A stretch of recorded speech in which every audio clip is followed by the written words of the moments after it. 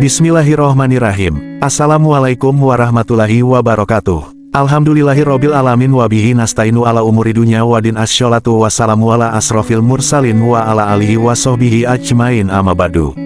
Segala puji bagi Allah Subhanahu Ta'ala, Rabb semesta alam. Dengannya kita meminta pertolongan dalam segala urusan dunia dan akhirat. Sholawat dan salam tercurah untuk seorang utusan yang paling mulia, keluarganya, dan semua sahabatnya. Amma ba'du.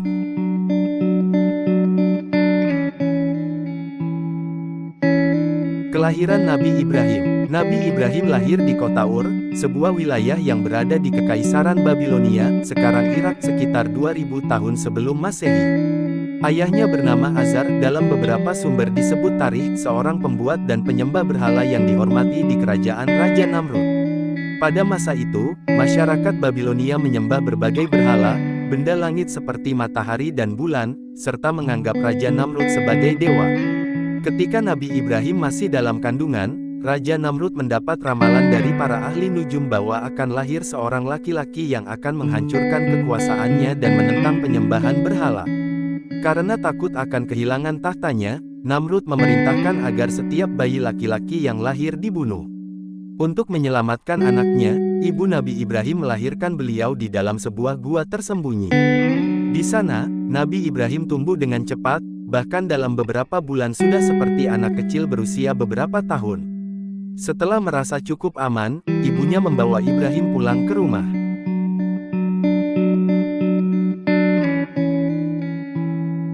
Pencarian Tuhan dan penolakan penyembahan berhala. Sejak kecil, Nabi Ibrahim mulai mempertanyakan keyakinan kaumnya. Ia sering melihat ayahnya membuat patung-patung berhala dan menyaksikan bagaimana masyarakat menyembah benda mati itu. Nabi Ibrahim berpikir, bagaimana mungkin patung-patung ini bisa menjadi Tuhan, padahal mereka sendiri dibuat oleh manusia. Suatu malam, Nabi Ibrahim melihat bintang yang bersinar terang di langit. Ia berkata, "Inilah Tuhanku." Tetapi ketika bintang itu tenggelam, ia pun berkata, "Aku tidak menyukai yang tenggelam." Kemudian, ia melihat bulan yang lebih besar dan terang, lalu berkata, "Inilah Tuhanku." Tetapi ketika bulan itu pun menghilang, ia menyadari bahwa bulan juga bukan Tuhan. Lalu, ia melihat matahari terbit dan berkata, "Inilah Tuhanku, ini yang lebih besar." Tetapi ketika matahari terbenam, ia pun berkata, "Aku berlepas diri dari segala yang kalian sembah selain Allah." Quran Surah Al-An'am ayat 76-78. Akhirnya, Nabi Ibrahim menyadari bahwa hanya Allah Subhanahu wa Ta'ala, Tuhan yang tidak terlihat, yang menciptakan alam semesta dan mengatur segalanya. Menghancurkan berhala dan dilempar ke dalam api. Setelah memahami kebenaran, Nabi Ibrahim mulai menyeru kaumnya agar meninggalkan penyembahan berhala dan hanya menyembah Allah Subhanahu wa Ta'ala. Namun, kaumnya tetap menolak. Untuk membuktikan kebatilan keyakinan mereka, Nabi Ibrahim merancang sebuah strategi. Pada suatu hari raya besar, ketika seluruh penduduk pergi meninggalkan kota untuk merayakan festival keagamaan, Nabi Ibrahim masuk ke dalam kuil dan menghancurkan semua patung berhala, kecuali satu yang paling besar. Ia kemudian menggantungkan kapak di patung besar itu. Ketika penduduk kembali, mereka terkejut melihat berhala-berhala mereka hancur. Mereka segera mencari tahu siapa yang melakukannya dan akhirnya mengetahui bahwa Nabi Ibrahim adalah pelakunya. Ketika ditanya, Nabi Ibrahim menjawab dengan tenang, "Tanyakan saja kepada berhala besar itu, mungkin dia yang melakukannya." Mereka sadar bahwa berhala itu tidak bisa berbicara atau berbuat apa-apa. Namun, bukannya mengakui kesalahan mereka, mereka malah semakin marah. Raja Namrud pun memerintahkan agar Nabi Ibrahim dihukum dengan cara dibakar hidup-hidup. Sebuah api raksasa dinyalakan, dan Nabi Ibrahim dilemparkan ke dalamnya dengan menggunakan ketapel raksasa. Namun, Allah SWT berfirman, "Hai api, jadilah dingin dan keselamatan bagi Ibrahim." Quran Surah Al-Anbiya ayat 69. Dengan kuasa Allah, api yang seharusnya membakar justru menjadi dingin dan tidak menyakiti Nabi Ibrahim sedikit pun. Peristiwa ini membuat banyak orang takjub, tetapi Raja Namrud tetap menolak kebenaran.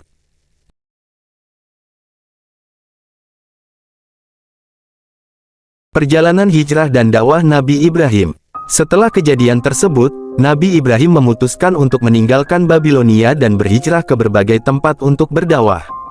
Ia pergi ke Syam, sekarang Suriah dan Palestina, Mesir, dan kemudian menetap di tanah Kanaan, Palestina. Dalam perjalanannya, ia menikahi Sarah dan kemudian Hajar.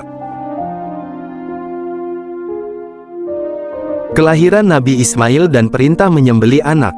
Selama bertahun-tahun, Sarah belum dikaruniai anak, sehingga ia memberikan budaknya, Hajar, kepada Nabi Ibrahim sebagai istri. Dari pernikahan ini, lahirlah Nabi Ismail. Atas perintah Allah, Nabi Ibrahim membawa Hajar dan Ismail yang masih bayi ke sebuah lembah tandus yang sekarang dikenal sebagai Makkah. Ia meninggalkan mereka di sana dengan sedikit bekal, lalu berdoa kepada Allah agar menjaga keluarganya.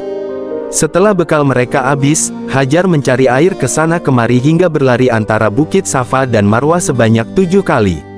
Allah kemudian mengabulkan doanya dengan memancarkan air dari tanah, yang sekarang dikenal sebagai air Zam-Zam.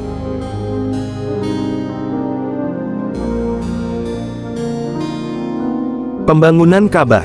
Setelah kejadian itu, Allah memerintahkan Nabi Ibrahim dan Nabi Ismail untuk membangun Ka'bah di Makkah sebagai tempat ibadah bagi umat manusia.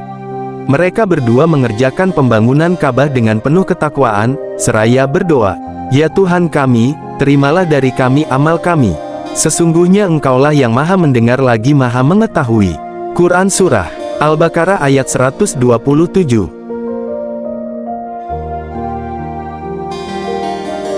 Wafatnya Nabi Ibrahim. Nabi Ibrahim hidup hingga usia sekitar 175 tahun. Ia meninggal di Hebron, Palestina, dan dimakamkan di sana. Makamnya hingga kini masih dijaga dan menjadi salah satu situs bersejarah.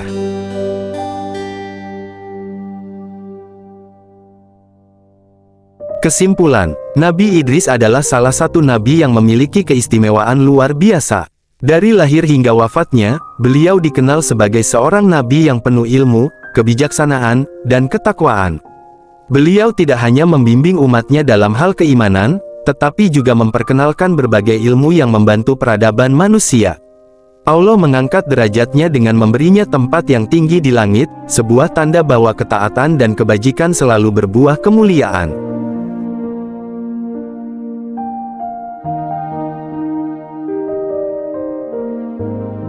Itulah kisah panjang Nabi Ibrahim, seorang nabi yang dijuluki Khalilullah, kekasih Allah, dan menjadi teladan bagi umat Islam, Yahudi, dan Kristen.